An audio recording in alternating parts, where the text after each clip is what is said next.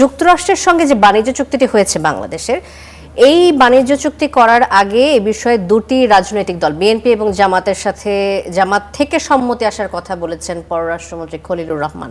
আপনি আপনার ফেসবুক অ্যাকাউন্টে এরকম একটা স্ট্যাটাস শেয়ার করেছেন যেখানে এই বিষয়টি উল্লেখ ছিল। অন্যদিকে জামাতের আমির আজ তার ভেরিফাইড ফেসবুক পেজ থেকে বলেছে যে তারা চুক্তি সম্পর্কে কিছুই জানেন না। এখন এই বিষয়ে আপনি কাকে বিশ্বাস করবেন, জামাতের আমিরকে নাকি জনাব খলিলকে? না, প্রথমত জামাতের আমিরকে বিশ্বাস করা উচিত। তার দাড়ি আছে, টুপি আছে, চেহারা সুরত খলিল সাহেবের চেয়ে ভালো, ধর্মকর্ম করে, নামাজ কালাম পড়ে। আমাদের দেশে শতকরা 90% মুসলিম। তো অ্যাটলিস্ট এই রোজার মাসে কোনো অবস্থাতেই উনি পারবেন কিন্তু আমি পারবো না। আমি কোনো অবস্থাতেই জামাতের আমিরকে বাদ দিয়ে খলিলুর রহমান সাহেবকে বিশ্বাস করতে পারবো না। ফলে জামাতের আমির যেটা বলেছেন সত্য বলেছেন এবং এটা কিয়ামত পর্যন্ত এই সত্যই থাকবে। ফলে খলিলুর রহমান সাহেব মিথ্যা কথা বলেছেন। উনি অযথাই জামাতের মতো একটা পুতু পবিত্র দল এবং শফিকুর রহমান সাহেবের মতো একজন অলি আল্লাহ গাউস কুতুব প্রকৃতির মানুষ, যিনি অসংখ্য মানুষের শ্রদ্ধা ভালোবাসার বিমূর্ত প্রতীক।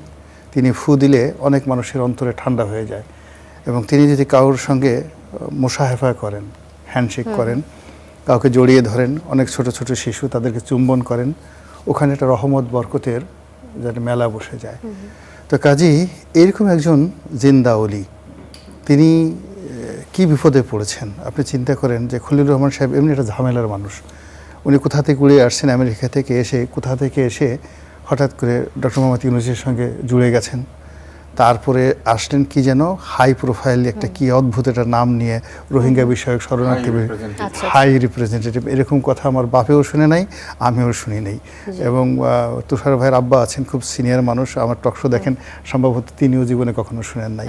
এই হাই রিপ্রেজেন্টেটিভ থেকে হঠাৎ হয়ে গেলেন মানে কি যেন নিরাপত্তা উপদেষ্টা। নিরাপত্তা উপদেষ্টা হয়ে এরপরে শেষে সেনাবাহিনীর সঙ্গে তার একেবারেই সম্পর্ক ভালো না, ডেইলি ঘুডু লাগায় ওখানে।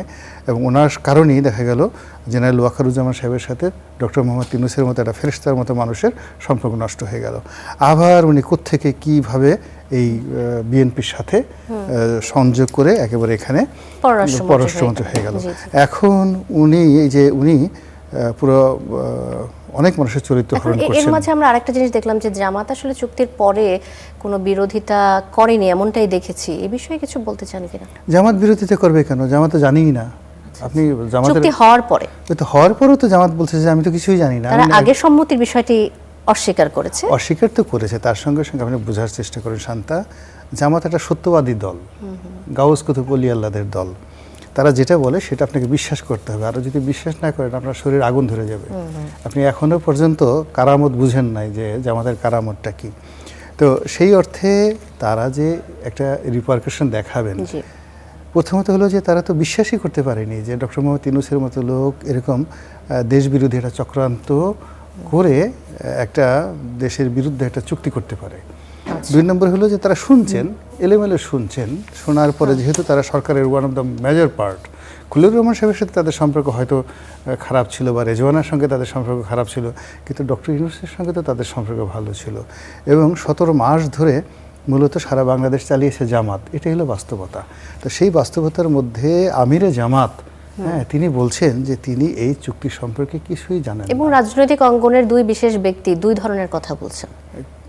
এটি আসলে এই যেমন এই খলিলুর রহমান এক ধরনের কথা বলছেন, জামাতের আমিরের কথার সাথে যে মিলল না। না, খলিলুর রহমান তো রাজনৈতিক ব্যক্তিত্ব নন। ব্যক্তিগত কারণে কোনো মন্তব্য নাকি এটা আসলে কোনো চাপের কারণে তাদের এই ধরনের মন্তব্য আসতে পারে বলে মনে করেন? না, এটা যেটা হচ্ছিল প্রথমত হলো আপনি কথা প্রথমে জিজ্ঞেস করেছেন যে জামাত সত্য কথা বলেছেন। আমি বিশ্বাস করি জামাত সত্য কথা বলেছে, খলিলুর রহমান সাহেব মিথ্যা কথা বলেছে। এজন্য জামাত খলিলুর রহমান সাহেবের গ্রেপ্তার দাবি করছে এবং খলিলুর রহমান সাহেবের সঙ্গে সম্ভবত সৈয়দা রেজওয়ানা হাসান সেও জড়িত।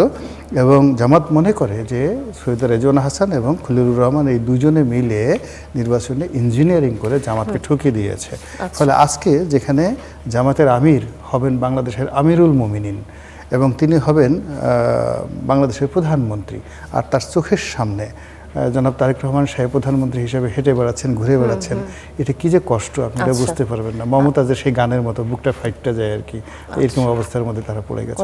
রনি, আমি আবারও আসবো আপনার কাছে। আব্দুল নূর তুষার, এই ব্যাপারে আপনার একটা মতামত জানতে চাই যে সৈয়দা রিজওয়ানা হাসান এবং খলিলুর রহমান, এই দুজন মিলে জামাতকে হারিয়ে দিয়েছে, এই ধারণার সাথে আপনি কতটুকু একমত? আমি একমত নই। এই জন্য যে পরাজিত হবার পরে জামাত এই কথাটা বলছেন। যদি তাদের এই ধরনের কোনো কর্মকাণ্ড থাকতো তাহলে আরো আগেই এই প্রতিবাদ তাদের জানানো উচিত ছিল, ইলেকশনের আগেই। কেননা এটা তো 1 ঘন্টা 2 ঘন্টার মধ্যে করা যায় না। এটা করতে গেলে একটা প্রক্রিয়া করে করতে হয়। তো সেই প্রক্রিয়ার যদি কোনো চিহ্ন তারা নির্বাচনের আগেই বুঝতে পেরে থাকেন, তাহলে নির্বাচনের পরে শুধুমাত্র 2 জন ব্যক্তিকে কেন তারা দায়ী করবেন?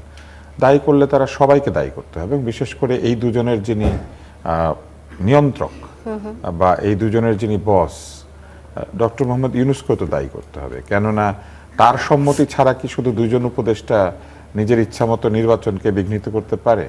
এটা কি আসলে বিশ্বাস্য? এটা তো বিশ্বাস্য নয়। তাই আমি মনে করি যে এই অভিযোগটা খানিকটা আবেগ নির্ভর, এবং খানিকটা তাদের যারা সমর্থক তাদেরকে মানে এক ধরনের মানে জিয়ে রাখার জন্য, তাদের মধ্যে যে একটা নির্বাচনী জোশ একটা যে আছে সেটাকে টিকিয়ে রাখার জন্য এটা একটা প্রক্রিয়া, যে আমরা তো হারি নাই, আমাদেরকে হারিয়ে দিয়েছে। আচ্ছা, আর এই চুক্তির বিষয়ে যে তারা বলছেন যে জানতো না, কিন্তু খলিলুর রহমান বলেছেন যে সম্মতি দিয়েছে বড় 2টি রাজনৈতিক দল। এই বিষয়ে কি বলবেন, যে আসলে আমি সম্মতি দিলে কিভাবে সঠিক মনে হচ্ছে? মানে সম্মতি দিলে কিভাবে দিয়েছেন, লিখিত অথবা মৌখিক? তাদেরকে কিভাবে জানানো হয়েছিল? এটি কি তাদেরকে পাঠানো হয়েছিল এই চুক্তিটি পড়ে দেখার জন্য, নাকি মৌখিকভাবে বলা হয়েছিল যে আমরা একটা বাণিজ্য চুক্তি করব, আপনারা কি রাজি আছেন কিনা, বা আমরা কিন্তু চুক্তিটা করে ফেলছি? কিভাবে এই কমিউনিকেশনটা হয়েছিল এটা যদি খলিল সাহেব জানিয়ে দেন তাহলে তো আমরা জানতে পারি। ওইটা তো নন ডিসক্লোজারের মধ্যে নাই। নন ডিসক্লোজারের মধ্যে আছে যে এই চুক্তির কিছু কিছু ধারা অথবা প্রায় পুরোটা অথবা হোয়াটএভার, এটা প্রকাশ করা যাবে না। কিন্তু চুক্তিটি যে তাদেরকে পাঠানো হয়েছিল কিংবা হয় নাই, এটার প্রমাণ দিলে তো কোনো অসুবিধা নেই। অতএব খলিল সাহেব যদি এখন প্রমাণ করে দেন যে না, এই যে মেইলে পাঠিয়েছিলাম, অথবা এই যে কুরিয়ার দিয়ে তাদের কাছে দিয়েছিলাম, অথবা রেজিস্টার ডাকযোগে দিয়েছিলাম, অথবা তাদেরকে দাওয়াত দিয়ে। আপনি রাজনৈতিক বিশ্লেষক হিসেবে পররাষ্ট্রমন্ত্রীর বক্তব্যকে আপনি কিভাবে দেখেন? যে প্রশ্নটি করছিলাম রনিকে, যে তিনি যে বলছেন সম্মতি দিয়েছে, এটি কি আপনি কাকে বিশ্বাস করছেন? আমি পররাষ্ট্রমন্ত্রীকে বিশ্বাস করব, কারণ উনি তো সরকার হচ্ছে জনগণের প্রতিনিধি, উনি জনগণের প্রতিনিধি। তাহলে উনি বলেছেন যে ওনারা জানতেন। এখন একটা ব্যাপার রয়েছে, সেটি হচ্ছে জামাত ইসলাম আবার বলেছে যে খলিলুর রহমান সাহেব গুপ্ত বিএনপি ছিলেন। তাহলে উনি জানা মানেই বিএনপি জানা। আচ্ছা, তাহলে বিএনপি জানলো। আর যদি এমন হয়ে থাকে যে উনি ওই একই উপদেষ্টা মণ্ডলীর মধ্যে জামাতপন্থী যদি কেউ থাকেন, তার সঙ্গে ব্যাপারটা শেয়ার করেন, তাহলে জামাত জেনে গেল। যদি এইভাবে হয়ে থাকে তাহলে হতে পারে, তা না হলে অফিসিয়ালি বিএনপির সঙ্গে উনি কিভাবে শেয়ার করেছিলেন এবং বা ওনারা কিভাবে শেয়ার করেছিলেন এই চুক্তিটা, এবং জামাত ইসলামের সাথে কিভাবে করেছিলেন, এটাও ব্যাখ্যা করতে হবে। আরেকটি বিষয়ের প্রশ্ন ওঠে, সেটি হচ্ছে যে এই 2টি দলই কি প্রধান দল, এটা কিভাবে তারা নির্ধারণ করলেন? কেননা আমি যুক্তিটা একটু দিয়ে আপনাকে শেষ করে দিই। বিএনপিকে আমি প্রধান দল বলতে পারি, কারণ এর আগে সরকার পরিচালনা করেছে, অনেক আসন পেয়েছে, প্রধানমন্ত্রিত্ব ছিল তাদের দলের মধ্যে। কিন্তু জামাত ইসলাম তো এর আগে হাতে গোনা, মানে 2 হাতের আঙ্গুলে গোনা যায় পুরাটা, এরকম সিটও পায় নাই। 2টা বাকি ছিল, 3টা বাকি ছিল। তো 2 হাতের আঙ্গুলে গোনা যায় না, এরকম সিটও পায় নাই। তাদেরকে ওনারা কিভাবে প্রধান দল হিসেবে বিবেচনা করলেন? তাদেরকে কেন জানাবেন? কেন এনসিপি কে জানালেন না? কেন বাংলাদেশে যে আরো রাজনৈতিক দল আছে তাদেরকে জানালেন না? কাউকেই জানালেন না। ইসলামী আন্দোলনকে কেন জানালেন না? খেলাফত মজলিসকে কেন জানালেন না? মানে জামাত আর বিএনপি 2টি প্রধান দল, এই সিদ্ধান্তটা অন্তর্বর্তী সরকার কিভাবে নিয়েছিলেন? এই সিদ্ধান্তের ভিত্তি কি? জি, আমাদের কড়া আলাপে এসে আরো একজন অতিথি একই প্রশ্নই তুলেছিলেন, আসলে যে অন্যান্য রাজনৈতিক দলগুলো কেন তাদের সম্মতি নেওয়া হয়নি বা অসম্মতি নেওয়া হয়নি, সেটি কেন নেওয়া হয়নি। আবারও আসবো আপনার কাছে, আব্দুল তুষার গোলাম মাওলা রনি, আপনার কাছে আসতে চাই যে সাবেক উপদেষ্টা সৈয়দ রিজওয়ানা হাসান এবং খলিলুর রহমানকে আইনের আওতায় এনে জিজ্ঞাসাবাদ ও তাদের বিচার দাবি করে আজ বিক্ষোভ কর্মসূচি পালন করেছে জামাতে ইসলামী। সাবেক উপদেষ্টা রিজওয়ানা হাসান এক সাক্ষাৎকারে বলেছেন, যেটা নিয়ে খুব আলোচনা হচ্ছে, নারী অধিকার বিরোধী উগ্রবাদীদের মেইনস্ট্রিম হতে দেয়নি, এমন মন্তব্য করেছেন, যেটি নিয়ে বেশ চর্চা হচ্ছে। তার এই বক্তব্য কি প্রমাণ হয় যে জামাতকে ক্ষমতায় যেতে দেয়া হয়নি? এটাই কি বোঝায় আসলে? এটা জামাত আসলে সেটাই বুঝেছে। এর কারণ হলো, যখন মানুষ মানে কোনো কিছু হারায়, পরাজিত হয়, তখন তার ঈমান নষ্ট হয়ে যায়। গরু যদি হারায় যায়, তখন অনেক সময় দেখা যাচ্ছে, আমরা ছোটোকালে পড়েছি যে গরু হারানোর পরে অনেকে নিজের স্ত্রীকে মা বলে ডাকে। এখন জামাত যেখানে নিশ্চিতভাবে ছিল যে তারাই বিজয়ী হবে, তো সেখানে পরাজিত হওয়ার পরে তো তো এখন সন্দেহ তাদের সবার দিকে আসছে, সবার দিকে। তারা এমন কোনো মানুষ নেই এই মুহূর্তে যাদেরকে তারা সন্দেহের বাইরে রেখেছে। তো সেইখানে সৈয়দা রেজওয়ানা হাসান সম্ভবত আমাদের আব্দুল তুষার ভাইয়ের সমসাময়িক বন্ধু মানুষ আর কি। তো তার উচিত ছিল একটু সতর্ক হয়ে কথাবার্তা বলার, কেননা রাগের সময় কথা একটু নিয়ন্ত্রণে রাখতে হয়। তো সে হয়তো এইভাবে বুঝাতে চায়নি। সে যে জিনিসটা বুঝাতে চেয়েছে তা হলো যে ওই সময়টিতে মাজার ভাঙা হচ্ছিল, নারীর প্রতি সহিংসতা দেখানো হচ্ছিল, এবং বাংলাদেশে একটা উগ্রবাদ, এই উগ্রবাদ বলতে কেবল জামাত নয়, যেটাকে র্যাডিক্যাল ইসলাম বলা হয়, সেই র্যাডিক্যাল ইসলামের নামে প্রচণ্ড একটা উগ্রবাদ বাংলাদেশে চালু হয়ে গেছিল গত 17 মাসে। তো সেখানে রেজওয়ানা হাসানের নেতৃত্বে যে সকল উপদেষ্টা রয়েছেন তারা নির্বাচনকে মিন না করে ওটাকে বোঝাতে চেয়েছেন যে ওই সময়টাতে যেভাবে মুসলিম উগ্রবাদটা বেড়ে যাচ্ছিল, নারীর প্রতি সহিংসতা বেড়ে যাচ্ছিল, মাজারগুলো যেভাবে ভাঙা হচ্ছিল, বাংলাদেশে একটা তালেবান রাষ্ট্র হয়ে যাচ্ছিল, ওই জায়গাটা তারা হতে দেননি।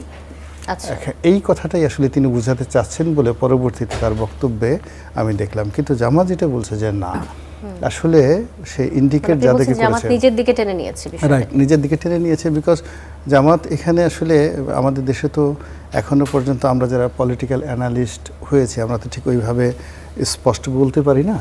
তো এখন সৈয়দা রেজওয়ানা হাসান যে কথা বলেছে যে ঠিক আছে, জামাত যদি এটা নিজের ঘাড়ে নিয়ে নেয় তাহলে জামাতকে বলতে হবে হ্যাঁ আমরাই মাজার ভেঙেছি, তারপর তাদেরকে বলতে হবে হ্যাঁ আমরাই নারীর প্রতি সহিংসতা করেছি, আমরাই নারীকে আব্রুর মধ্যে রাখার চেষ্টা করেছি। আমি তো এই নির্বাচনের 2 দিন আগেও এই টেলিভিশনে আপনাদের মতো যারা উপস্থাপন করে অনেক মেয়ের সঙ্গে কথা বলেছি, সবার মধ্যে টেনশন, বলে যে ভাইয়া কি হবে, আমাদেরকে কি হিজাব পড়তে হবে কিনা, আমরা কি চাকরি টাকরি করতে পারবো কিনা।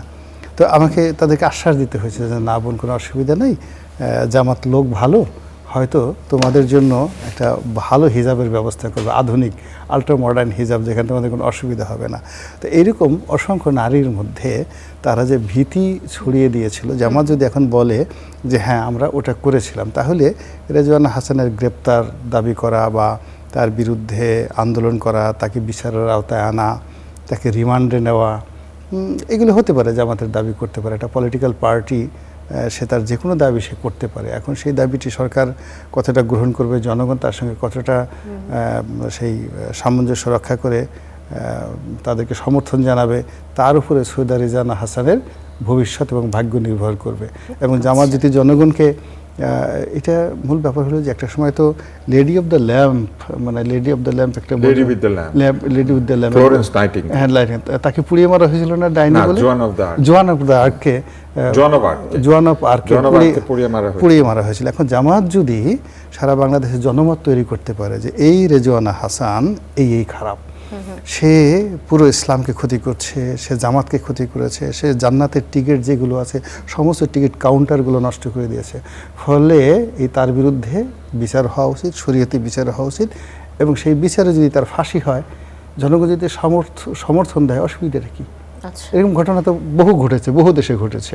জনগণের সমর্থন থেকে আসি আব্দুল তুষার আপনার কাছে, যে এই যে অন্তর্বর্তী সরকার, তাদের তো আসলে জনগণের রায় যা হবে তার উপর ভিত্তি করে আসলে দায়িত্ব পালন করার কথা, যে জনগণের রায় সবার জন্য মেনে নেওয়ার ব্যবস্থা করা, সেটাই ছিল তাদের দায়িত্ব, বা সুষ্ঠু একটা নির্বাচন দেওয়া। তাহলে একটা গ্রুপকে যদি মেইন স্ট্রিমে আসতে না দেওয়ার কথা বলা হয়, তাহলে সেক্ষেত্রে কি কিছুটা পক্ষপাত আপনি দেখেন কিনা, যে কে মেইন স্ট্রিম হবে কে হবে না সেটা আসলে নির্ধারণ করবে কি জনগণ, নাকি অন্তর্বর্তী সরকারও কিছুটা নিয়ন্ত্রণ করতে পারে? মেইন স্ট্রিম হওয়া না হওয়া এই পুরো ব্যাপারটাই আসলে খুবই আপত্তিকর বক্তব্য। প্রথমত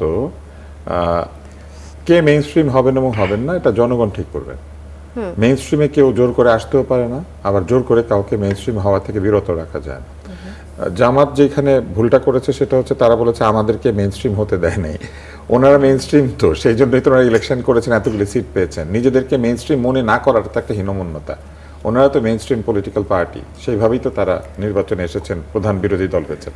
কিন্তু রিজওয়ানা হাসান যে জায়গাটিতে খুব আপত্তিকর কথা বলেছেন সেটি হচ্ছে তিনি বলার চেষ্টা করেছেন যে নারীর প্রতি যারা অসম্মান করে, তারপরে যারা ভ্যান্ডালিজম করে, মানে নানান ধরনের ধ্বংসযজ্ঞ চালায়, এদেরকে তারা মেইন স্ট্রিম হতে দেন নাই, উগ্রবাদীদেরকে তারা মেইন স্ট্রিম হতে দেন নাই। কিন্তু উগ্রবাদীদেরকে তৎপরতা তো করতে দিয়েছেন।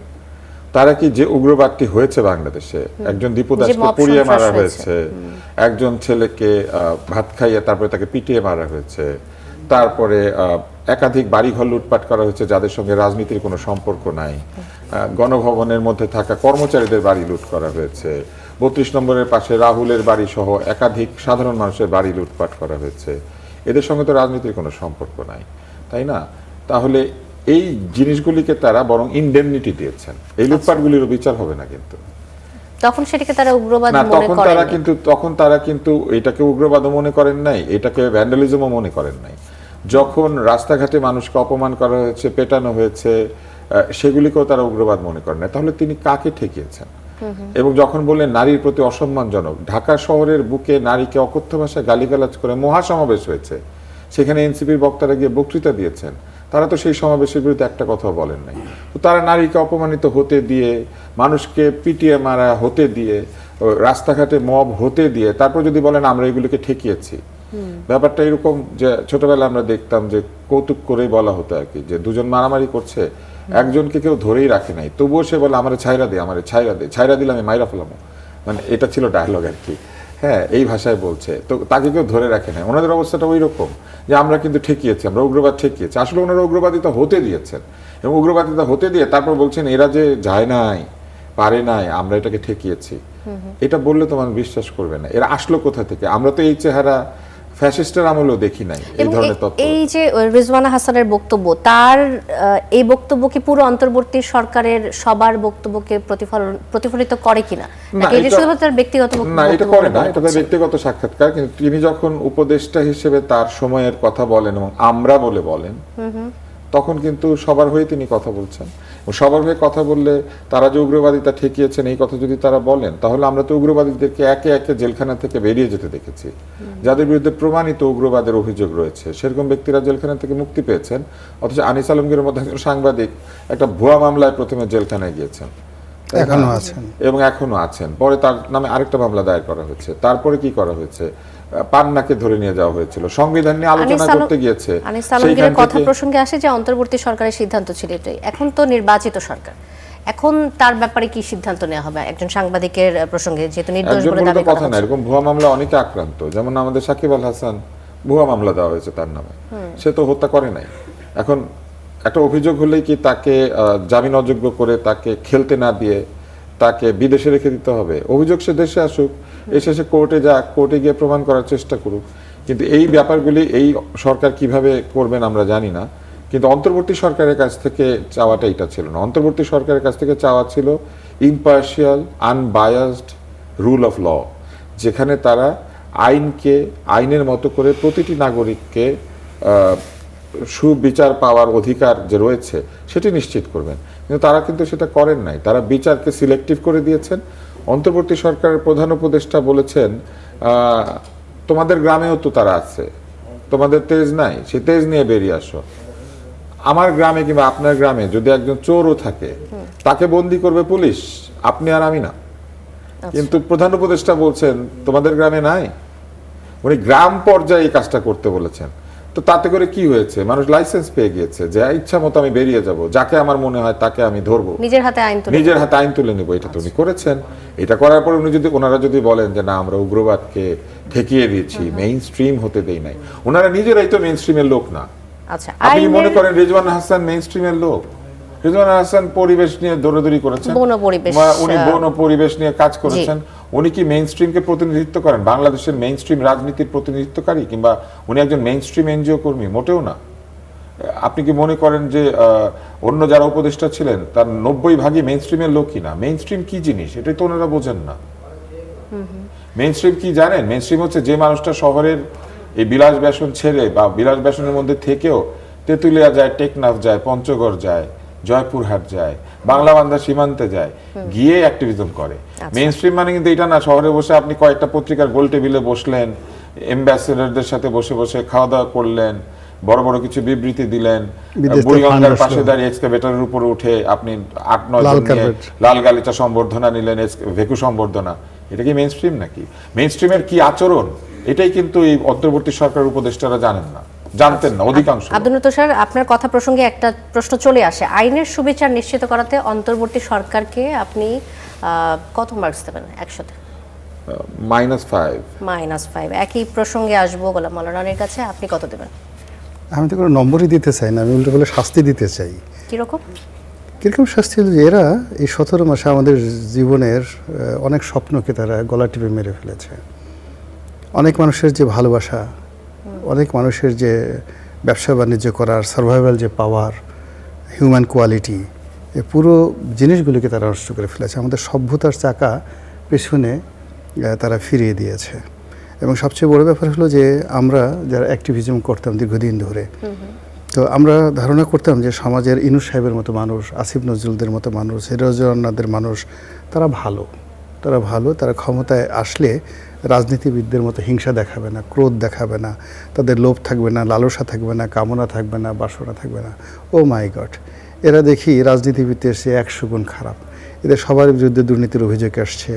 এরা ওই যে উনি বললেন যে ভেকু সংবর্ধনা নিয়েছে, তো কোনো রাজনীতিবিদ এইভাবে বেকুবের মতো ভেকু সংবর্ধনা নিয়েছে বাংলাদেশে, আমি এরকম কোনো বেকুব রাজনীতিবিদ দেখিনি, কিন্তু রেজওয়ানারা নিয়েছে।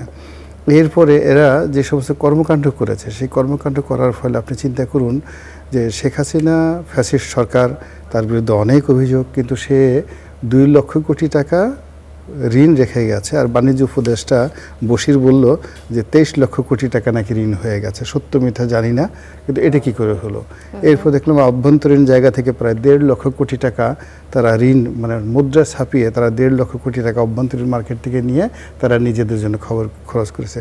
ডক্টর মোহাম্মদ ইউনূসের মতো একজন লোক, যিনি কিনা খদ্দরের পাঞ্জাবি পরেন, অনেক পুরনো একটা জুতা পরেন, এমন একটা ভাবসাব, এই মানুষ লন্ডনে গিয়ে এমন একটা রুমে থাকেন, 40 লাখ টাকা একটা রুমের ভাড়া। সেই এরকম এত 40 লাখ টাকা একটা রুমের মধ্যে থাকেন, তারপর আবার গ্রামীণ ব্যাংক করেন, ট্যাক্স ফাঁকি দেন। তো এই লোকের বিচার হবে না বাংলাদেশে। আমি আসলে তুষার ভাই ভদ্রলোক মানুষ, সে নম্বর 5 কম দিছে, আমি ওখানে মাইনাস দিয়েছি, -5 দিয়েছে। আমি চাই যে কোনো 5 টাইপ না, ডাইরেক্ট বিচার। এখন ওনাকে বিচার করা হোক, উনি যে কাজকর্ম করেছে ভালো কাজও তো করেছেন। সৈয়দ রিজওয়ানা হাসান যেমন প্লাস্টিকের বোতল সরিয়ে দিয়ে কাচের গ্লাস দিয়েছেন, এটা অনেক বিশাল ব্যাপার। মানে উনি প্লাস্টিকের বোতল বাদ দিয়ে যে কাচের গ্লাস দিয়েছেন, এটা আমার কাছে মনে হচ্ছে যে বাংলাদেশ একটা মানে একটা ডুপ্লিকেট আমেরিকা হয়ে গেছে। এই কাজের জন্য তাকে আরেকটা নোবেল পুরস্কার দেওয়া উচিত। এছাড়া আমার তার কিছু করে না, কিন্তু সে অন্য যে ক্ষতিগুলো করে গেছে সেই ক্ষতিগুলোর বিচার হওয়া উচিত। সে সবচেয়ে বড় ব্যাপার হলো জামাতের মতো একটা বড় দলের মনে দুঃখ দিয়েছে। আপনার একটা ব্যক্তিগত ক্ষতির প্রসঙ্গ নেই, একটি পত্রিকা আপনার 4 বছরের মেহনতের মূল্য পরিশোধ করছে না, এমন অভিযোগ তুলে জামাতে ইসলামের আমিরের শরণাপন্ন হয়েছেন ফেসবুক পোস্ট দিয়ে। এখন এই পোস্টটি দেওয়ার পরে কোনো কি সুরাহা হয়েছে? না, কোনো সুরাহা হয়নি। তো ওদিকে যেটা হলো যে আমি 4 বছর ওদের পত্রিকায় অনেক 2010 সন থেকে আমি লিখি, আগে দিত, টাকা দিত, কিন্তু গত 4 বছর যাবত ওদের অবস্থা খারাপ হলো। আর এই ডক্টর মোহাম্মদ ইউনূসের সরকার যখন ক্ষমতায় এলো, আমি ওদের ভাবসাব দেখে মনে হলো যে জামাতি ক্ষমতায় চলে এসছে। তো তখন থেকে আমি আসলে লেখা বন্ধ করলাম। তো বন্ধ করার পর থেকে সেই গত 4 বছরের পাওনা টাকা আছে, তো চাই, কিন্তু তারা সেই টাকাটুকু দেয় না, কাউকে পাওয়াই যায় না রেসপন্সিবল কাউকে। পরে বাধ্য হয়ে জামাতের আমিরকে মানে দৃষ্টি আকর্ষণ করে জামাতের আমিরের দৃষ্টি আকর্ষণ করলেন কেন? সরকার তো সরকারের প্রধানমন্ত্রী তারেক রহমান, আপনার তো তারেক রহমান বা আমাদের এখনকার সরকারের দৃষ্টি আকর্ষণ না, এখন এটা হলো পাওনা হলো কি, মানে নয়াদিগন্ত মিডিয়া একটা পরিচালনা বোর্ড আছে, কিন্তু জামাত যে গুপ্ত সংগঠন হিসেবে তারা করে কি, যেমন ইসলামী ব্যাংকে তারা ওরকম কোনো শেয়ার হোল্ডার না, কিন্তু চালায় তারা। তারপর শেষে আপনার আরও অনেক এরকম অসংখ্য সংগঠন, যে ইবনে সিনা, তারা কোনো মালিকানা নেই, কিন্তু চালায় জামাত। এরকম নয়াদিগন্ত যে পত্রিকাটা, এটাও মূলত জামাত প্রভাবাধীন। তো সেখানে জামাতের সমস্ত কিছু যিনি নিয়ন্ত্রণ করেন একক হাতে, তিনি ডাক্তার শফিকুর রহমান। তো ভদ্রলোকের সঙ্গে আমার একটা ভালো সম্পর্ক একটা সময় ছিল, পরিচয় ছিল। ওই অধিকার থেকে আমি আসলে তার দৃষ্টি আকর্ষণ করেছি। এখন অনেক হয়তো বলতে পারেন যে এটা আপনি তো প্রাইভেটলি তাকে একটা মেসেজ দিতে পারতেন, আপনি কেন এটা পাবলিকলি করলেন? পাবলিকলি করছি এই কারণে যে আমি চাই যে উনি ভবিষ্যতে আমিরুল মুমিনিন হোক, উনি চাই যে দেশের প্রধানমন্ত্রী হোক। তো সেক্ষেত্রে তারই একটা অর্গানাইজেশন একজন লেখকের 4 বছরের বেতন বাকি রেখেছে, তো it should be settle publicly. এটা পাবলিকলি, বিকজ এরকম যদি আর যেন ভবিষ্যতে এই ধরনের এই ঘটনা না অনেকের সাথে ঘটে। ঘটনাগুলো না ঘটে, তাহলে তো সে যদি তার নিজের এরকম একটা ছোট পত্রিকা ঠিক না রাখতে পারেন, তাহলে সে কি করে প্রধানমন্ত্রী হবেন বলেন? এমন আর কোন অর্গানাইজেশন আছে? আপনি গুপ্তর কথা বলছিলেন, গুপ্ত আর কোন না, আমাদের জানা মতে তারা আছেন পরিচালনায়? অনেকগুলো, মানে বাংলাদেশের হয় কি, তবে এটা আমার সাথে বরং সাবেক প্রধানমন্ত্রী শেখ হাসিনা ভালো বলতে পারবেন।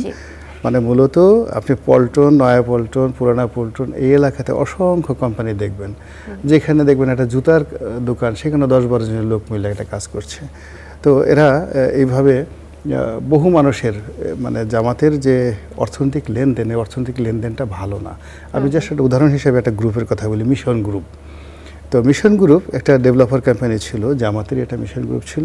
তো তারা মানে বহু মানুষের বহু টাকা তারা গ্রহণ করেছে অ্যাজ এ, মানে এটাকে মাল্টিপারপাস মার্কেটিংয়ের মতো করে। অনেকটা আমরা যে মাল্টিপারপাস মার্কেটিং, যে এটা মানে বিভিন্ন মাল্টিলেভেল মার্কেটিং এর মতো সেক্টরে কাজ করার জন্য এরকম কিছু, নাকি মার্কেটিং এর মানে মিশন গ্রুপ খুব বিখ্যাত। তারা বহু মানুষের কাছ থেকে বহু টাকা পয়সা নিয়েছে এবং বহু মানুষ তাদের কাছে পাওনা এখনো কত হাজার কোটি টাকা বা কত শত কোটি টাকা তার কোনো হিসাব নাই। যে এরকম তাদের অনেকগুলো, মানে জামাতের যে নামটি, মানে জামাতের যারা লোকজন তারা আবেগপ্রবণ হয়, কিন্তু তাদের যদি ফাইন্যান্সিয়াল ট্রানজ্যাকশনটা, এই ট্রানজ্যাকশনটা এখনো তারা ভালো করতে পারেনি।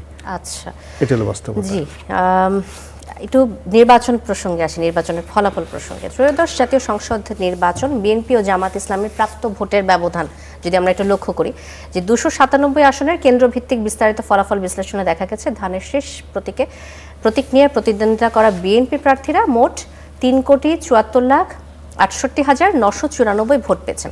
আর দাড়িপাল্লা প্রতীকের জামাত ইসলামের প্রার্থীরা পেয়েছেন 2,38,25,259 ভোট। 299 আসনে মোট ভোটার 12,72,98,585। এর মধ্যে ভোট দিয়েছেন 7 কোটি কিছু বেশি। ভোট পড়ার হার 60%। তো এই যে ভোট ব্যবধান ও ভোটের হিসেবে জামাতের এই উত্থানের আপনি কি কারণ দেখেন? এই ধারাবাহিকতা বজায় থাকলে আসলে জামাতকে কখন আমরা রাষ্ট্র ক্ষমতায় দেখতে পাবো কিনা? দেখতে পারি, এটা তো অস্বাভাবিক কিছু না। যদি তাদের একইভাবে ভোটের পরিমাণ বাড়তে থাকে, তাহলে একসময় হয়তো তারা রাষ্ট্র ক্ষমতায় যাবেন ভোটের মাধ্যমে। এটা হতে পারে, না হবার কোনো সম্ভাবনা নাই। কিন্তু এটাও হতে পারে যে তাদের ভোট কমেও যেতে পারে। আমরা শুধু বাড়বেই ভাবছি, কিন্তু তাদেরকে তো আমরা এত পরিমাণে সংসদে কখনো দেখি নাই। ফলে আগামী 5 বছরে তাদের কার্যকলাপ, আচরণ, তাদের উত্থান পতন, এই সব কিছু বিবেচনায় আসবে। বিবেচনা আসার পরে আমার ধারণা যে ভোট কমেও যেতে পারে। এই ভোটটা কিন্তু একটা অস্বাভাবিক পরিস্থিতির ভোট, যে পরিস্থিতিতে একটি বৃহৎ রাজনৈতিক দল এবং তাদের সমর্থকদের কোনো মার্কা এবং দল দুইটার কোনোটাই নাই, কিন্তু ভোটাররা আছেন। ফলে অস্বাভাবিক পরিস্থিতির ভোট দিয়ে আসলে ক্লাসিক্যালি আপনি নির্বাচনের ভোটের সংখ্যাকে ঠিক ব্যাখ্যা করতে পারবেন না। কেননা আমরা বলতে পারি না যে যারা ভোট দিয়েছেন তাদের মধ্যে কত পার্সেন্ট আওয়ামী লীগের ভোটার জামাতের বাক্সে দিয়েছেন আর কত পার্সেন্ট আওয়ামী লীগের ভোটার বিএনপির বাক্সে দিয়েছেন। আর এর মধ্যে এনসিপির ভোটও কিন্তু আছে। জেনজিদের যে ভোটটা তারা এনসিপির কাছ থেকে পেয়েছেন, এই পরিমাণটা কিন্তু 3%-এর মতো। 4 কোটি তরুণ ভোটার, না 3% অফ যে ভোট কাস্ট হয়েছে তার মধ্যে অ্যাটলিস্ট 3% ভোটারের সংখ্যা হিসেবে। হ্যাঁ, মানে 7 কোটি ভোটের মধ্যে অন্তত 25-30 লক্ষ ভোট বা 40 লক্ষ ভোট এসেছে এনসিপির ভোটারদের কাছ থেকে। তো 40 লক্ষ ভোট যদি এনসিপির কাছ থেকে এসে থাকে, তাহলে এই 40 লাখ ভোট বাদ দিলে জামাতের ভোটের পরিমাণ আরো 40 লাখ কমে যাবে। তখন ডিফারেন্সটা প্রায় 1 কোটির কাছাকাছি গিয়ে দাঁড়াবে এখন, বা 75 লাখের কাছাকাছি গিয়ে দাঁড়াবে, বা 65 লাখ, এরকম কিছু একটা। জি, আচ্ছা। এটা কি বিশেষ পরিস্থিতিতে জামাতের আসলে এই ভোটটাকে ঠিক ভোটের অঙ্ক করার জন্য এই ভোটটা ঠিক মানে ক্লাসিক কোনো ভোট নয়, যেখানে আপনি আলাদা করে বলতে পারবেন যে কোন দলের আসলে উত্থান হয়েছে। কেননা এইখানে আওয়ামী লীগের বহু ভোটার বা বহু লোকজন তারা এলাকা ভিত্তিক নিরাপত্তা, তাদের ব্যবসা বাণিজ্যের নিরাপত্তা, তাদের সামনের দিনে কাজকর্ম করার সুযোগ, এই অনেক কিছু বিবেচনায় নিয়ে তারা এলাকা ভিত্তিক ভোট দিয়েছেন। কোথাও তারা জামাতকে ভোট দিয়েছেন, কোথাও তারা বিএনপিকে, অধিকাংশ ভোট বিএনপিকে দিয়েছেন বলে আমার মনে হয়। তো এই কারণেই এই ডিফারেন্সটা হয়েছে। আমার মনে হয় না যে ঠিক মতো নির্বাচন যদি হতো বা তাদের ভোট দেওয়ার কোনো একটা, আওয়ামী লীগ অংশগ্রহণ, আওয়ামী লীগ অংশ নিল না, ধরেন আওয়ামী লীগের ভোটাররা যদি একটা অপশন খুঁজে পেত যাদেরকে ভোট দিলে পরে তারা ক্ষমতায় আসবে, এরকম কাউকে হয়তো তারা ভোট দিত। ফলে তারা ভেবেছে যে তাদের জন্য বিএনপি অনেক নিরাপদ। জি, আব্দুল নাত্তর স্যার, আবার আসবো আপনার কাছে। গোলাম মোল্লা রনি, একই প্রসঙ্গে আসতে চাই যে এনসিপি ও জামাতের জোট শরিকদের ভোট যোগ করলে এই ব্যবধান আরো কমবে। বিএনপির সাথে জামাতের ভোটের ব্যবধানকে আপনি কিভাবে মূল্যায়ন করেন? প্রথমত হলো কি যে জামাত সারাটা জীবন বিএনপির উপর বেড়ে উঠেছে। বিএনপি জামাতকে মনে করে তার একটা পরগাছা, রাজনীতির একটা পরগাছা, এটা বাস্তবতা। এখন এই অবস্থাতে যতবার বিএনপির সঙ্গে জামাতের তুলনা করা হচ্ছে, বিএনপির ভীষণ অপমান লাগছে। মনে হচ্ছে গালের উপর ঠাস ঠাস করে চড় দিলে একটা ভদ্রলোকের প্রকাশ্য যেভাবে অপমান বোধ করে, এখন জামাতের ব্যাপারে, এনসিপির ব্যাপারে যদি বিএনপির যারা লোকজন রয়েছে তাদেরকে প্রশ্ন করা হয়, তারা খুব ভীষণ রকম অপমান বোধ করে। এই রাজনৈতিক দলটি বিএনপি মনে করে, আমার কথা নয়, মনে করে যে যদি শহীদ প্রেসিডেন্ট জিয়াউর রহমান না আসতেন ক্ষমতায়, তাহলে যে অবস্থায় ছিল বাংলাদেশের জামাতের কোনো অস্তিত্ব থাকতো না, নামটা থাকতো না। ফলে জামাত নিজেদেরকে যাই মনে করুক না কেন, বিএনপি মনে করে যে তারা হলো জামাতের কো-ফাউন্ডার, বাংলাদেশের জামাতের দ্বিতীয় জন্ম দিয়েছে বিএনপি। আচ্ছা, শুধু তারা জন্ম দেয়নি, তাদেরকে লালন করেছে, পালন করেছে, তাদেরকে জামা দিয়েছে, কাপড় দিয়েছে, বৃত্ত দিয়েছে, বেসন দিয়েছে, এমপি বানিয়েছে, মন্ত্রী বানিয়েছে, রাজনৈতিকভাবে শক্তিমত্তা দিয়েছে। সব কিছু দেওয়ার পরে এখন মানে তারা আঙ্গুল উঁচিয়ে বিএনপির সাথে কথা বলছে, যেটিকে গোলাম পারওয়ারের ভাষায় বলা হয় পাঙ্গা নেওয়া। এখন পাঙ্গা নিচ্ছে, মানে বিএনপির সঙ্গে পাঙ্গা নিচ্ছে। এখন এই বিএনপি জামাত যদি এইভাবে বেশ কিছুদিন চলে, অর্থাৎ নাসিরুদ্দিন পাটোয়ারি যেভাবে মির্জা আব্বাসের জীবন তছনছ করে দিয়েছিল নির্বাচনের সময়, যদি নির্বাচন আর 15 দিন থাকতো, নাসিরুদ্দিন পাটোয়ারির যন্ত্রণায় মির্জা আব্বাস গলায় দড়ি দিয়ে মরতেন। আর এখন বাংলাদেশের যে অবস্থা হয়ে গেছে, জামাত যেভাবে জ্বালাইতেছে বিএনপিকে, এইভাবে মোটামুটি মাস 3 যদি জ্বালাতে দেন, আপনি দেখবেন বিএনপির বেশিরভাগ লোক অসুস্থ হয়ে পড়েছে। আচ্ছা, কিভাবে জ্বালাচ্ছে বলে আপনি মনে করছেন? জামাতের লোকজন, জামাতের মানে বিরোধী দল হিসেবে কিছু প্রশ্ন, কিছু দাবি তো তাদের থাকবেই, সেটা তো মূল স্বাভাবিক। ব্যাপার হলো যে এখানে তো তুষার ভাই খুব সুন্দর করে একটা কথা বলছে যে আমাদের যে নির্বাচনটাতে হয়েছে, দেশের অলমোস্ট 50% লোক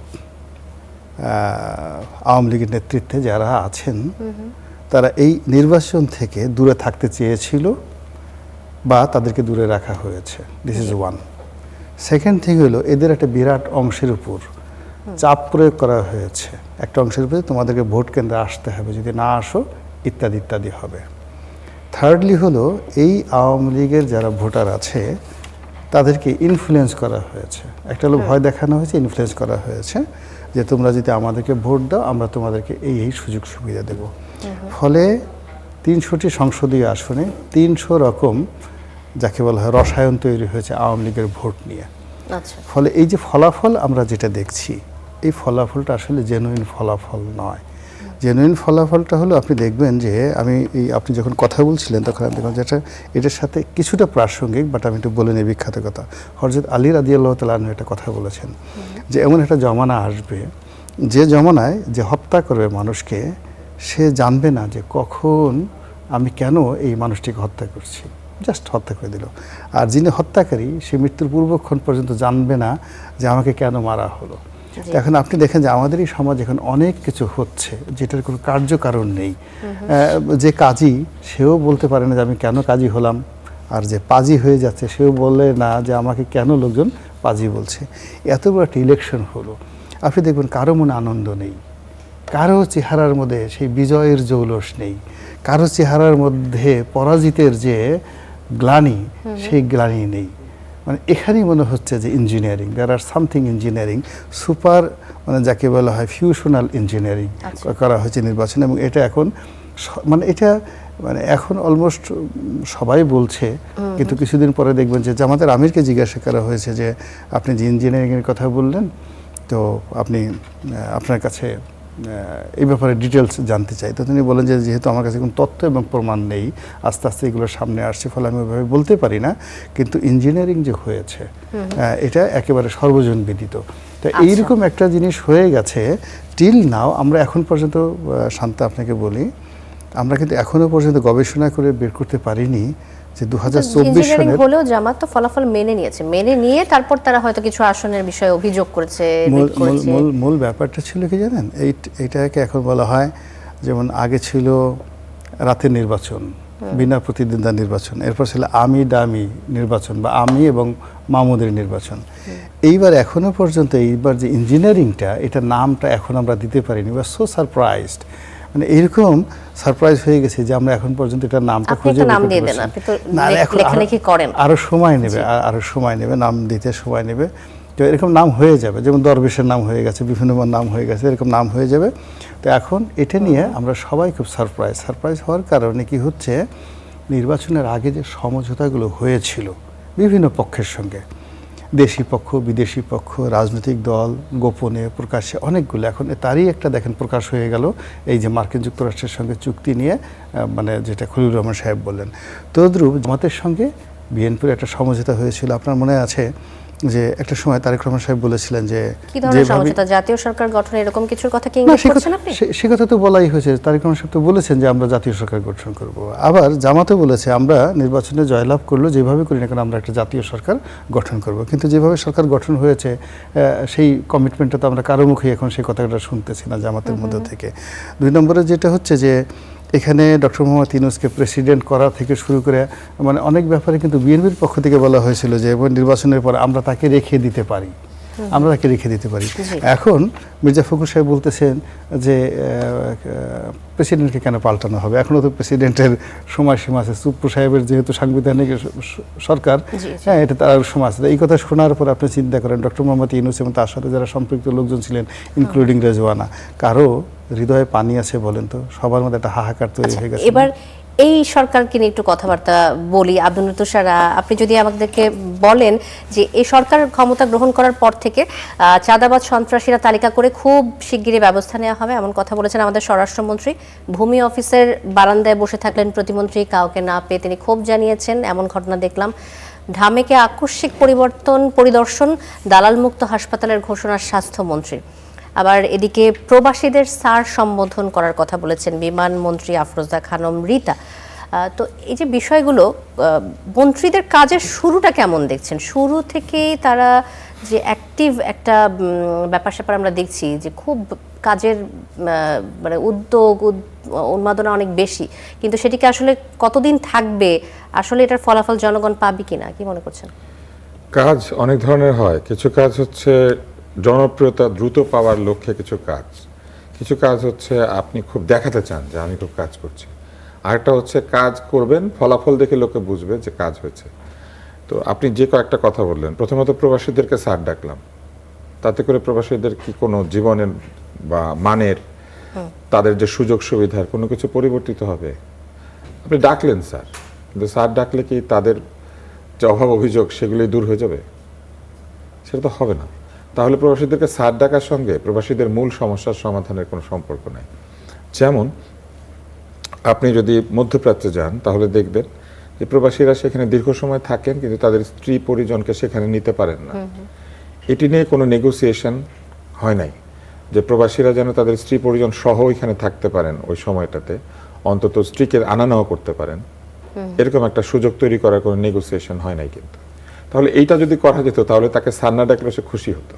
কিংবা ধরেন প্রবাসীদের পরিবার পরিজন অন্তত 2 বছর পর পর ভিসা পাবে সেই দেশে, যে দেশে প্রবাসী থাকেন সেখানে যাওয়ার জন্য, সেটাকে নিশ্চিত করতে পেরেছে কোনো সরকার পারেনি। এখন ধরেন আপনি স্যার ডাকলেন, কি হবে? সে নামলো, এখানে নামার পরে দেখলো তার এই কি বলে ব্যাগটা কাটা। স্যার আপনার ব্যাগ কাটা, আমি দুঃখিত স্যার ব্যাগটা কাটা হয়েছে, এটা বললে কি হবে? প্রবাসী খুশি হবেন আমাকে স্যার ডেকেছে? তাহলে এইগুলা বাদ দেওয়া দরকার, বরং যেখানে কাজ করা দরকার সেখানে। আপনি গেলেন ঢাকা মেডিকেল কলেজে, গিয়ে বললেন দালাল মুক্ত মেডিকেল কলেজ করব। প্রথমত দেখতে হবে দালাল সবচেয়ে বেশি আছে কোন জায়গায়। আপনাকে ধারণা দালাল বেশি আছে ঢাকা মেডিকেলে? ঢাকা শহরের সবচেয়ে বেশি দালাল কোন হাসপাতালে আছে এটা যদি আপনি দেখতে চান তাহলে আপনি পাবেন কোথায় জানেন? পঙ্গু হাসপাতালে, ওইখানে সবচেয়ে বেশি দালাল আছে। তো এটা তো জানতে হবে কোন হাসপাতালে দালাল বেশি, কোথায় কম। দালাল মুক্ত হাসপাতাল তৈরি করতে গেলে হাসপাতালের সুযোগ সুবিধা বাড়াতে হবে। দালালি কিভাবে হয় আমি আপনাকে একটা সুন্দর কথা বলি, সেটা হলো হাসপাতালে রোগী বেশি, বেড কম। যখনই বেড কম থাকে তখন একজন গিয়ে বলে যে আপনি টাকা দেন, বেডের ব্যবস্থা করে দিচ্ছি। আরেকজন বলে দেখেন এই হাসপাতালে কোনো বেড নাই, আপনি যদি এই হাসপাতালের উল্টা দিকেই একই ডাক্তার স্যার, একই লোক, অপারেশন সেই করবে এবং হাসপাতালের সমানই খরচ হবে আপনার, বলে যে নিয়ে যাচ্ছে সেও কিন্তু দালাল, তাই না? তাহলে দুই ধরনের দালাল আছে, একজন ভিতরে পয়সা খেয়ে বেডের ব্যবস্থা করে দিচ্ছে, আরেকজন পয়সা খাবে ওই হাসপাতাল থেকে যে হাসপাতালে রোগী ভাগিয়ে নিয়ে যাচ্ছে। আপনি কি জানেন ঢাকা শহরে হাসপাতালের দালালরা কোন কোন জায়গাতে বেশি ঘোরাফেরা করে? কোথায়? বাস স্টপগুলোতে, যেগুলো আন্তনগর বাস টার্মিনাল, সেখানে হাসপাতালের দালালরা থাকে। রোগী নামার সাথে সাথে তারা দেখতে পায় রোগী, জিজ্ঞেস করে কোথায় যাবেন ভাই, কোথায় যাচ্ছেন, এইভাবে যাবেন ঢাকা মেডিকেল, আরে এইখানেই তো আছে লোক আছে, নিয়ে আপনার পাঠিয়ে দিচ্ছি। এটা যে শুরু হয়, আপনি আমাদের স্বাস্থ্যমন্ত্রী দালাল মুক্ত হাসপাতালের ঘোষণা দেয়া বাদ ওনাকে দিয়ে কেউ আর কি বলেছেন করতে পারতেন? না, এই কথাগুলো ওনাকে কেউ বলেছেন, ওনার কিচ্ছু করতে হইতো না। উনি যদি খালি বসতেন, হাসপাতালের নিয়ম কানুন নিয়ে বিবেচনা করে হাসপাতালে কিছু কিছু বিষয় নির্দিষ্ট করে দিতেন, তাহলেই হতো। আমি আপনাকে একটা সহজ কথা বলি, ঢাকা মেডিকেল কলেজে ঢোকার রাস্তা অনেক, এই এতগুলি ঢোকার রাস্তা কোনো হাসপাতালে থাকলে সেখানে ইনফেকশন বাড়ে। ঢাকা মেডিকেল কলেজে গেট পাস ছাড়া রোগীর আত্মীয় স্বজন ঢুকতে পারবে না, নিয়ম আছে, কিন্তু সেই নিয়ম কেউ পালন করছে না। এবং ঢাকা মেডিকেল কলেজে এই যে অনিয়ন্ত্রিত লোকজনের যাতায়াত, এটা বন্ধ করলেই দেখবেন অটোমেটিক্যালি দালাল বন্ধ হয়েছে। ঢাকা মেডিকেলের বাইরে যে ফুটপাত, এটা পুরাটা চাঁদাবাজির আখড়া, সেখানে ওষুধের দোকান থেকে শুরু করে ডালপুরির দোকান সবাই চাঁদা দেয়, এবং ওই চাঁদা কারা আদায় করে ওইটা উনি খোঁজ নিক, তারপরে এই দোকানগুলিকে উনি লেজিটিমাইজ করুক। ঢাকা মেডিকেলের তত্ত্বাবধানেই কিছু দোকান থাকবে, বাকি কোনো দোকান ওইখানে থাকবে না। আচ্ছা, রাস্তার উপরে কিসের দোকান? আচ্ছা, এবং মানে এই ধরনের সিদ্ধান্তগুলো নেয়ার বদলে যদি আমাদের মন্ত্রীরা বিভিন্ন জায়গা আচ্ছা, পরিদর্শন আরেকজন করে, যে বসে আছেন যেটি ভূমি বলছিলেন, অফিসে, জি, কে ঢুকে এবং কে বের হয় না, হ্যাঁ, এইটা দেখার জন্য মন্ত্রী বসে থাকতে হয় না। ওইখানে তো অটোমেটেড এন্ট্রি সিস্টেম থাকার কথা, আঙ্গুল দিবে, টের পাবে, এক মাস পরে রিপোর্ট নেবে কে টাইমলি ঢুকেছে কে ঢুকে নাই, তাহলেই হয়। সিসি ক্যামেরা ফিট করে দিয়ে ঘরে বসে এটা দেখা যায়। মন্ত্রী যে ওখানে যাচ্ছেন, এতে করে মন্ত্রী মূল্যবান আমাদের সময় বর্তমান নষ্ট হচ্ছে। শিক্ষামন্ত্রীর একটি অনেক আগের ঘটনা নিয়ে বেশ আলোচনা হয় এবং প্রশংসিত হন তিনি, যে তিনি একটি স্কুলে গিয়ে নকল ধরেছিলেন। তা এটা থেকে ইন্সপায়ার্ড হয়ে কি আমাদের এখনকার মন্ত্রীরা আরো বেশি? না, এটা থেকে ইন্সপায়ার্ড হন নাই। ওই শিক্ষামন্ত্রী তখন শিক্ষা প্রতিমন্ত্রী জি, ছিলেন, ওনার উপর এখন তিনি ওসমান ফারুক শিক্ষামন্ত্রী। সাহেব শিক্ষামন্ত্রী ছিলেন, আমার যতদূর মনে আছে। জি, আপনি ঠিকই বলেছেন। উনি দায়িত্বই নিয়েছিলেন উনি নকল বন্ধ করবেন, সেই জন্য উনি কিছু উদাহরণ তৈরি করছিলেন তখন। উনি আসলে কয়েকটা স্কুলে ঢুকে এই নকল ধরে দিয়ে উনি সারা বাংলাদেশে নকল বন্ধ করার একটা ভীতি তৈরি করার চেষ্টা করেছিলেন, সেটাতে তিনি সফল এবং হয়েছেন। সেটা থেকে ইন্সপায়ার্ড হয়ে কি না, আমাদের কিন্তু সেটা মন্ত্রীরা থেকে বিভিন্ন ইন্সপায়ার্ড হয় জায়গা নাই, পরিদর্শন না করছেন? সেটা থেকে ইন্সপায়ার্ড হয় নাই। সেটা থেকে ইন্সপায়ার্ড হলে অন্যভাবে কাজটা হতো। যেমন ধরেন এই স্বাস্থ্য ব্যবস্থার সক্ষমতা অসক্ষমতা দুর্বলতা কোথায়, এইগুলি চিহ্নিত করা আছে। কথা বলতে হবে এমন লোকের সাথে যারা এটা বোঝে, এবং তাদের সঙ্গে কথা বলে সিদ্ধান্ত নিতে হবে। হাসপাতালে গিয়ে বসে থাকলে কোনো লোকের পক্ষে এটা অন্তত 2 বছর লাগবে, 3 বছর লাগবে পুরো জিনিসটা বুঝতে, কিন্তু এই জিনিসটা ওই হাসপাতালের ভেতরে যারা কাজ করে তারা জানে। আচ্ছা। বিশ্বস্ত মানুষ যে সত্যি সত্যি তেল না দিয়ে কথা বলবে এমন লোকের কাছে যেতে হবে, সেটা তো তারা যাচ্ছেন না, আব্দুল তাদের লতিফ স্যার, হোমওয়ার্কের অভাব আছে। আরেকটা বিষয় আমি আপনার দৃষ্টি আকর্ষণ করব, যে আসিফ মাহমুদ সজীব ভুঁইয়ার ব্যাংক হিসাব, এটি নিয়ে আপনি ফেসবুক একটি স্ট্যাটাস এটা দিয়েছেন, যে অনেকেই দিয়েছে এবং কথাটা সবাই মানে সোশ্যাল মিডিয়াতে আমরা দেখছি যে বেশ চর্চা হচ্ছে, যে বন্ধের দিনে পহেলা মেতে কিভাবে ওটা নাকি খোলা যায়। আমি পরে তার জানলাম স্ত্রীর, যে জি, অ্যাপ দিয়ে নাকি এটা করা যায়, অ্যাপ দিয়ে আপনি আচ্ছা, যে কোনো সময় যে কোনোখানে অ্যাকাউন্ট খুলতে পারবেন। এটা আমি জানতাম না, আমাদেরকে ব্যাংকাররা এগুলো বলে না, তো এই জন্য আমি জানতাম না।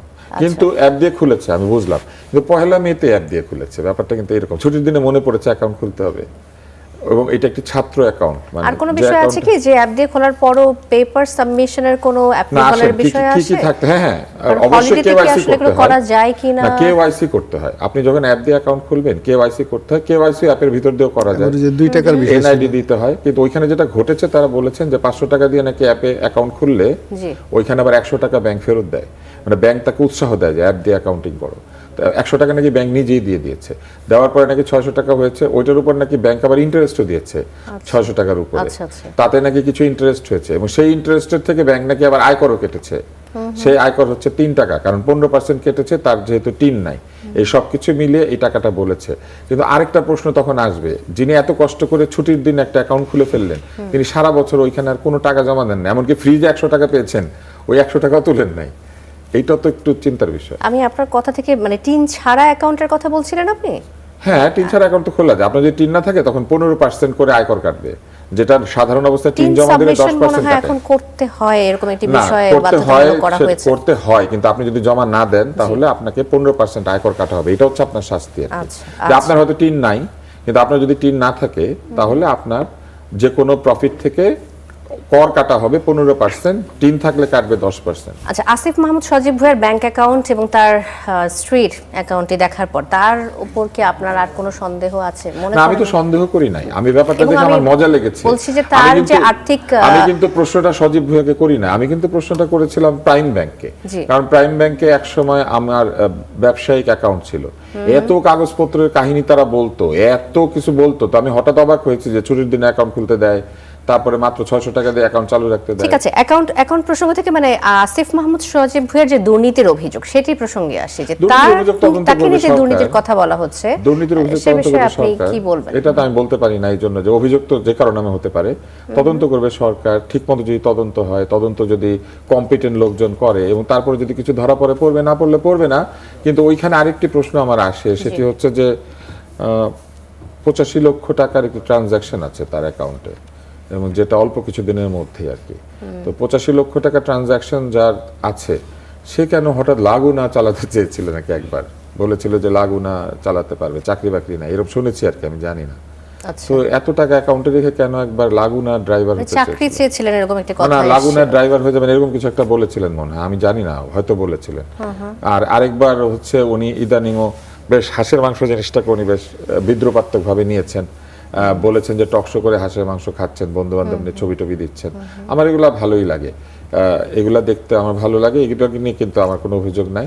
উনি বরং আমার মনে হয় যে শুধু ব্যাংকের হিসাব দিয়ে প্রমাণ করার চেষ্টা করেছেন যে ওনার সময় কোনো দুর্নীতি হয় নাই, কিন্তু একটু মনে করিয়ে দিতে হয় ওনার মন্ত্রণালয়ে দুর্নীতি হয়েছে, এটা উনি নিজেই মানে তারই একজন সম্ভবত সচিব বা কেউ ছিল, এপিএস কিছু একটা ছিল, যে দুর্নীতির দায় নিয়েছে বা দুর্নীতির অভিযোগে তার বিরুদ্ধে কোনো একটা তদন্ত চলছে। আচ্ছা, ওনার মন্ত্রণালয়ে যদি দুর্নীতি হয়, ওনার মন্ত্রণালয়ে, তাহলে উনি নিজে যদি দুর্নীতি নাও করেন, উনি দুর্নীতির এনেবলার। তো উনি তো উনি দুর্নীতি এনেবল, শুধুমাত্র এই শব্দটা আমি শিখেছি আমি ওনাদের ব্যাংক কাছ থেকে। অ্যাকাউন্টের হিসাব দেখে আব্দুল তুষার আসছি আপনার কাছে, আবারও গোলাম মাওলা রানী আপনার কাছে আসতে চাই যে এই যে ব্যাংক অ্যাকাউন্টের হিসাব, এটা দেখলে কি আমরা বুঝে যাব যে উনি কোনো দুর্নীতির সাথে জড়িত ছিলেন না? এটা কি যথেষ্ট? কারণ আমাদের ইতিপূর্বে ইতিহাস যেটা বলে বাংলাদেশের ফ্যাসিস্ট সরকারের আমলে যে বিভিন্ন রাজনৈতিক দলের নেতার টাকা পাচারের যে কথাগুলো আসে, অভিযোগগুলো আসে, সেখানে আসলে শুধুমাত্র ব্যাংক অ্যাকাউন্ট বা ব্যাংকের স্টেটমেন্ট এটা কি যথেষ্ট কিনা একজনের দুর্নীতি প্রমাণ করার জন্য? উনি যে সকল মন্ত্রণালয়ের দায়িত্বে ছিলেন, প্রতিটি মন্ত্রণালয়ে মানে দুর্নীতি ওপেন সিক্রেট। যেমন ধরুন এলজিডি মিনিস্ট্রি সবচেয়ে বড় মন্ত্রণালয়, এবং এই মন্ত্রণালয়ে সারা বাংলাদেশের যত রোড থেকে গ্রামীণ অবকাঠামো মানে নির্মাণ করে, সেখানে শত নয় হাজার হাজার কোটি টাকার দুর্নীতি হয়। তো সেই দুর্নীতির কন্ট্রাক্টর থেকে শুরু করে, এমনকি আপনি চিন্তা করুন যে একজন এক্সিকিউটিভ ইঞ্জিনিয়ার, তো একজন এমন এক্সিকিউটিভ ইঞ্জিনিয়ার আছে, প্রত্যেকটা জেলাতে একজন করে নির্বাহী প্রকৌশলী আছে, 64টা জেলায়। তো যে জেলায় কাজ বেশি হবে এই মাসে, সেই জেলাতে একজন ভালো এক্সিকিউটিভ ইঞ্জিনিয়ার পদায়নের জন্য অনেক ক্ষেত্রে 10 কোটি 12 কোটি টাকা পর্যন্ত ঘুষ লেনদেন হয়ে যায়। এলজিডির chief engineer, deputy chief engineer, PD, এই বড় বড় পদগুলোতে বিশাল অঙ্কের আপনার অর্থনৈতিক লেনদেন হয়। এরপরে যত কাজ হয়, সেই কাজে কন্ট্রাক্টররা বিভিন্ন রাজনৈতিক ব্যক্তি থেকে শুরু করে কাজ পাওয়ার জন্য এখানে 2%, 3%, কোনো ক্ষেত্রে 7 to 10% পর্যন্ত সেখানে ঘুষ লেনদেন হয়। তো কাজেই সেখানে বসে আসিফ মাহমুদ সজীব ভুঁইয়া যদি কোনো দুর্নীতি না করেন, ধরে নিতে হবে যে তিনি বাংলাদেশের সর্বকালের গত 1000 বছরের মধ্যে সবচেয়ে সাধু পুরুষ। আচ্ছা, আর তিনি এই যে ব্যাংক অ্যাকাউন্ট থেকে যে জিনিসগুলো দেখাচ্ছেন, এগুলো অনেকটা বালখিল্য, এগুলো তো দরকার ছিল না, বলারও দরকার ছিল না, দেখানোর দরকার ছিল না। তার বিরুদ্ধে লোকজন অভিযোগ করছে, তদন্ত হচ্ছে, আচ্ছা ঠিক আছে লেটসি। তিনি চুপচাপ থাকতে পারতেন, স্থির থাকতে পারতেন, কিন্তু যে কথাগুলো তিনি বলছেন সেই কথাগুলোর সাথে বাস্তবতার আসলে কোনো মিল হয় না। এখানে উনি দুজন, বেশ কয়েকজনে, যে বাংলাদেশের যে কয়টা পৌরসভা আছে, পৌরসভার প্রশাসক নিয়োগ দিয়েছেন। বলা হয়ে থাকে যে এই এক একটা প্রশাসক নিয়োগের পেছনে যে দুর্নীতির সম্ভাবনা আছে, যেটা আপনি আমি এই টেলিভিশন সেটে বসে কল্পনাও করতে পারছি না। ওই সময়টাতে এরকম ঘটনাগুলো ঘটেছে। তো কাজেই এই বিষয়গুলো তদন্ত হবে টুডে আর টুমরো। এবং সেখানে আসিফ মাহমুদ সজীব ভুঁইয়া শুধু তাই নয়, ওই যে একজন লোক পালিয়ে গেছেন না, ওই যে আইটি ছিল, কি যেন নাম, কোন দেশে চলে গেছে, ডক্টর মাহমুদ ফায়াজ, চলে গিয়েছে। আচ্ছা চলে গেছে। আচ্ছা। তো সে তো সুন্দরভাবে কথা বলছে, আমাকে বেশি ঘাটাঘাটি করবেন না, করলে একেবারে অনেকের কিন্তু অন্তর্বাস পর্যন্ত থাকবে না, জাঙ্গিয়া পর্যন্ত তিনি খুলে দেবেন আর কি। ফলে এই 17 মাসে আসলে শান্তা অনেক কিছু হয়েছে, অনেক কিছু হয়েছে, যেগুলো সরকার এখন যেহেতু নতুন সরকার আসছে, তারা তাদের রুটিন কাজগুলো করছে, নিজেদেরকে গুছিয়ে নিচ্ছে। আপনি দেখবেন যে সময় আসলেই সবগুলো বের হয়ে আসবে। এই 17 মাসে আসলে চিত্রটা কি অন্যরকম হতে পারতো কিনা? আমি নেপালের কথা আনতে চাই। নেপালের পার্লামেন্ট নির্বাচনে বড় ব্যবধানে এগিয়ে রয়েছে দেশটিতে সাম্প্রতিক গণঅভ্যুত্থানে নেতৃত্ব পাওয়া রাষ্ট্রীয় স্বতন্ত্র পার্টি আরএসপি। আমাদের এনসিপি যারা এত বড় স্বপ্ন দেখালো যে দেশে একটা বড় গণঅভ্যুত্থান হয়েছে, নতুন এক স্বাধীনতা আমরা পেয়েছি, এক নতুন বাংলাদেশের স্বপ্ন দেখে মানুষ সবাই রাস্তায় নেমে গিয়েছিল, সেখানে তাদের যে আজকের অবস্থান এবং নেপালের এই জেনজি যারা আছে তাদের যে রাজনৈতিক দল তারা গঠন করেছে, তারা ক্ষমতা গঠন করতে যাচ্ছে, দুইটা দলের এই নেপালের সাথে বাংলাদেশের অবস্থানগত কি পার্থক্য দেখেন আপনি?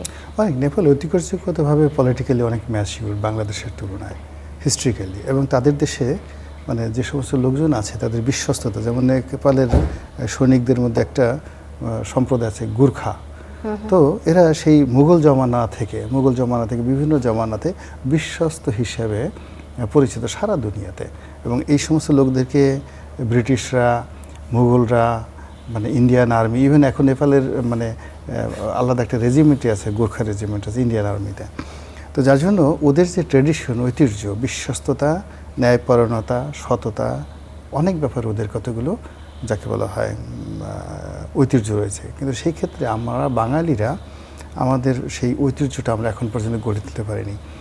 24-এর গণঅভ্যুত্থানে একটা বিশাল সম্ভাবনা তৈরি হয়েছিল। এখানে যারা তরুণ, আমি প্রথম থেকে বলেছিলাম যে এই তরুণরা কম্পারেটিভলি অন্য তরুণদের তুলনায় অনেস্ট ছিল, তারপরে তারা মেধাবী ছিল, তারা সাহসী ছিল।